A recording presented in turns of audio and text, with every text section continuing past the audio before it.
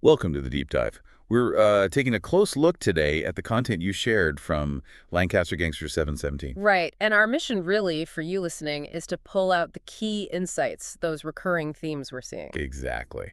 We've got a really interesting mix here, stuff about hidden histories, unconventional narratives. Whispers of ancient civilizations, too, and even those, modern legends. It's quite a range. Okay, so let's just get right into it. What's the first thing that jumps out? Well, what immediately struck me looking at Lancaster Gangster 717's content is this dedication to digging up historical threads, Uh-huh. the ones that often stay out of the standard mainstream accounts. Right. It's not just retelling history we already know. It feels more like a proactive search, looking for different angles, narratives that maybe haven't gotten much airtime. Yeah, exactly. And you really see that in how they seem to consistently question what's generally accepted as, well, fact. This content really tries to shine a light on those maybe lesser known bits of history.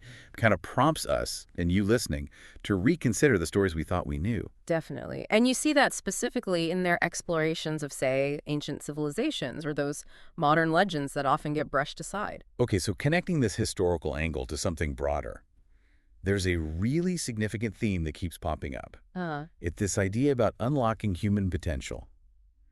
Breaking free from, I think they sometimes put it as mental limitations or programming. Yes, exactly. They seem to suggest that understanding these other historical takes, these alternative perspectives, Mhm. that can actually be a key to personal empowerment. It's quite direct. That's right, yeah. You'll even notice video titles, I think, that speak directly to this. Things about unlocking human potential. Right. It's not just history for history's sake. No, it's more about how questioning those standard narratives might spark something in us. An awakening, maybe. It encourages you, the listener, to challenge your own perceived limits, old ways of thinking. Which then leads to another interesting point, how these individual sort of explorations connect up. Lancaster Gangster 717 seems to put a really strong emphasis on building an interactive community, Oh, yeah. creating a space where viewers aren't just passive, they can actively join in, uncovering these narratives together. Absolutely. There's this palpable sense of um, building our magic together, I think is a phrase they use. That's the one. It's like harnessing collective intelligence. Yeah. The underlying idea, it seems, is that if you bring lots of different viewpoints together, Mm. you end up with a much fuller, maybe more accurate picture of our past and, well, our present too. Like everyone adds a piece to the puzzle for you. And the way they approach this uncovering deeper truths, Yeah. it isn't always just like straight factual reporting. Right. Lancaster Gangster 717 often uses pretty vivid symbolic imagery.